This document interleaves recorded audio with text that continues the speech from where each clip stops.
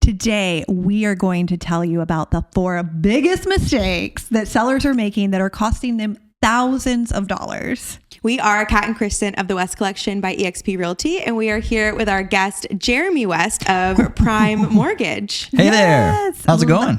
Good. We're happy to have you. Let's dive in. I'm excited. So the number one mistake that we are seeing sellers make, and I wanted to talk about, is choosing the wrong realtor. And obviously we're realtors here, so that can be a little bit biased, but take us out of the equation. Like, no matter where you are in the world, we want you to make a good decision, even if you're in our area, to have a realtor that's going to help you make money on your sale. So my question for both of you is, what have you seen sellers do in choosing a realtor that has cost them thousands? One big thing I would say is having a realtor who maybe doesn't fully have your back when it comes to pricing, and they just, maybe you want to go in and price your home really high just to see what happens. And they're just like, okay, let's just do it. Let's just try it. And then that can end up shooting you in the foot long term. So maybe someone who's not confident to really tell you, like, this is where your home should be priced. This is going to get you the most money in the end. Yeah, I think that's such a good point across the board of having a realtor who will tell you the hard truths, not only about pricing, but about everything when it comes to preparing your home. What have you seen, Jeremy? Well, I'll be very candid, because before joining you guys and then starting Prime Mortgage, I was a sales manager for Ryan Homes. In new construction, you know how many people come in the door, you know people's closing percentages, you know how much they're selling the homes for, you know how much incentives they have to give away, you know conversion time from when the lead walks into the door, from when they're actually going to close to the table. And a lot of sales industries out there in the world are like this. Timeshare, car sales, there's metrics. Real estate is one of the most interesting sales businesses because we don't really have metrics to gauge. Sellers don't have metrics to gauge real estate agents. The question that I like to pose to, or I did like to pose to sellers when I was in the real estate industry was, what value do you put on the real estate agent? How much more do you think I'm worth in a percentage of your price point of your home than the average agent? In new construction, we would have in our division, about 20 sales agents, realtors. And you'd be lucky if you had one that you could move to any single location. They would sell more than any other agent. They would sell the houses for more money. They would give away less incentives. The difference between a strong sales and marketing agent, right, especially on a residential home, I know can be 6 to 7 to 8% of the purchase price of the home. And that is where I have always said, when you're hiring an agent, obviously trust and getting along with somebody and all of that goes into play, but you should be hiring the person who's going to make you more money than the other agent. Absolutely. That's such a good point. Our next mistake is not knowing your consumer profile. So not knowing what type of buyer is actually going to buy your home. That is something that we do as an agent. We have a lot of different techniques that we'll go through to find that perfect consumer profile. Jeremy, you're the one who taught me about this because I kind of thought about it, but I didn't think about it as in depth as you did. And I would love you to touch on that and how you have really pinned down the consumer profile. Well, I think to do that, I'll ask you all, the majority of sellers that you're selling their homes now, what do you see as their average interest rate when they're selling their home? 4, 3, right? 3, 4. I've seen some in the 2s, right? Oh yeah, some are that. Average Absolutely. A little higher, but 2.5. So for most sellers, one of the biggest things they're not thinking about is how much different it's going to be for someone to afford the same home that I'm living in now compared to what I was paying. Yeah, they might have a mortgage amount with taxes and insurance under $2,000. But today at 6% interest rate, right, with a 10% down, 20% down, whatever it might be, that payment could be $3,800, right? $4,200 because of the price points too. Yeah. So partnering with, a mortgage loan originator or somebody, if maybe you had that experience where you can get that payment and show people, let's start with this. Who can afford to buy your home? Yeah. right? Because where they came from and most likely the income bracket that they were in, it's changed for that same exact home.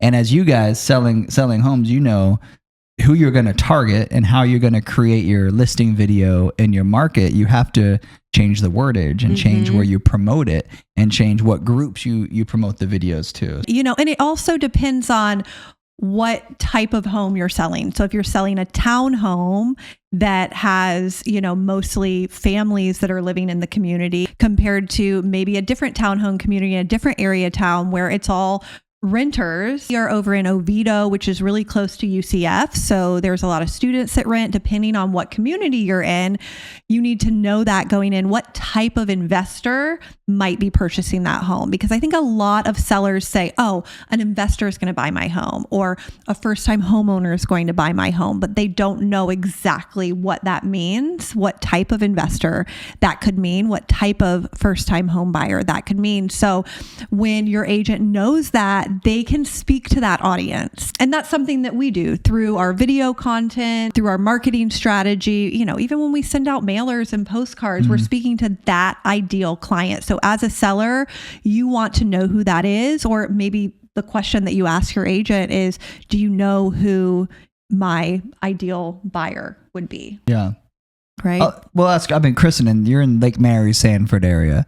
How many, when you first started selling real estate, how many deals, what percentage of deals did you have that were first-time home buyers? Very small, I would say. And when you compare that to, let's go back to, we'll age ourselves a little bit, but 2016, 2017, 2018, right? I would say, I felt like almost every single person that was buying new construction was a first-time home buyer. Yeah. You know, and they so could afford it. that is what we call the consumer profile changing. In Oviedo, right, where you specialize, Kingsbridge West, this is a place where you used to be able to list a home and it would sell multiple offers in weekends. It could need an old roof. It didn't matter, right? Now, the only people buying are when they're like turnkey, redone. And we're starting to see investors buy the homes, remodel them, and then make a substantial profit. So it all goes into marketing strategy and, you know, everything about it starts with the consumer profile. Everything builds off that. Yeah, absolutely. Third mistake we see quite often is not pricing intelligently. I have been in this situation many times, but a lot of sellers, they want to just price it high and see what happens. They're like, what if someone just wants it and they buy it, which we get it. Like you want the most for your house, and we want to get you the most for your house too. But it's just not always the smartest way to go about it. And you can end up, you know, shooting your foot in the long run if you price too high to start and then you just sit on the market. Yeah. Well, and I think a reason that sellers are doing that, if you're a seller watching this or a future seller, a homeowner now, I think a lot of that comes from fear that I'm going to get too little for my home if I price it too low, right? And I think there are three different strategies. We either price it high and give them negotiating room. We price it right at the market value, or we price it a little bit below market value. And then that's where I have seen the best bang for your buck, because then you're getting the most eyes on your property. You're able to have an opportunity to create a frenzy, so to say, and drive the price up. That's your best opportunity to get multiple offers. And of course, it depends on the market as well. You never want to price it way too low either, because then that could put you in a position where people are saying, oh, what's wrong with the home? So there really is, I think, a happy medium to pricing right under the market value. Another thing that I would say is to look at not only the comparables, like you need to know true comparables. You need an agent that can say, look, like that house is truly a comparable to yours because of XYZ. Like what was the age of the roof, the HVAC, like, you know, what condition was the pool in, the home, XYZ.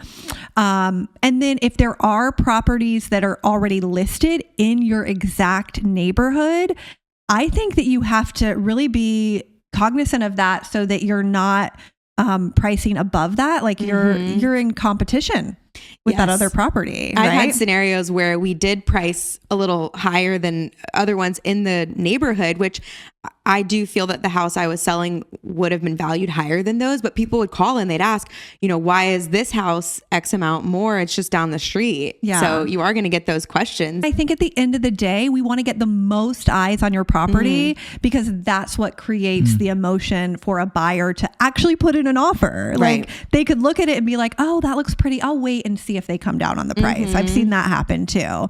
So the more we can get more eyes on your property, the better. There was like a couple years ago, we had the same community. I was referring to, yeah. And it was literally the same exact house. And your sellers were adamant about wanting to list at the peak, right? Yep. And my sellers were like, we have to sell this, we're moving. Yeah. And I would say the house that you were selling, like it was so much nicer on the inside. Yeah, it had they did a upgrades. lot of upgrades. Yes. And because they were reluctant to make the change faster, the house that we sold on the other street sold for more than that one. And there's only so much you can do as an agent sometimes because sellers, a lot of times we can pitch this to we're blue in the face. They're still going to list it high. Right. I think so much of it is, you have to have the confidence to at least say it Yeah. and give them the exact strategy of why you think that. And then it's great when you actually get the ones that do it and then they get multiple offers. Oh, it's so exciting. And let's speak from a mortgage standpoint on this one too. Take best case scenario, right? Let's say you list the price, you list the house higher than what the comps dictate. You get an offer and you get one offer. Well, the issue becomes, is the home going to appraise? Because if it's a FHA, VA loan, you're now in a position where you've put your product out there on the market where not everybody's after it. We're not talking about like the super unique homes, right? Super unique homes can get away with some of that. But let's say you get one offer. Well, when you guys list properties, I see a lot of the deals, right? When you guys list properties and you get multiple offers, well, now it's like, okay, well, this one's FHA, this one's conventional, this one has this. Let's go back and get final and best. And now we're getting conventional offers with no financial contingencies, no appraisals, waived, that sort of thing. People putting 30% down. So it not only is hurting you because if best case scenario happens, it still might not appraise. And if it doesn't appraise, half the loans out there, they have to get their deposit back. Yeah. Right. And then you're sitting on the market longer because the deal didn't go through. Yeah. Good point. All right. The fourth mistake that we see sellers make is they are not prepping the home properly. So I can't tell you how many times I've had sellers call me before we list and say, okay, Kat, I want to have you come over and take a look at the home, but I need a month because there's some things I need to fix up first. And I'm like, no, wait, let me see it first. I'm not going to judge you. I'm going to help you prepare your home properly. And I think there are some items that sellers can invest in that they're going to get their money back on. And there are some that there's just not going to be the ROI that they put into it. But they think like, I have to do this because this will look, this is something I've been looking at for the last, 5-10 years that I've lived in the home. So Kristen, have you run into that? Yeah, I think some things that go a really long way that maybe aren't super expensive up front is the curb appeal. It's huge. And fixing up your landscaping or just adding some mulch. Paint goes a really long way. Yeah.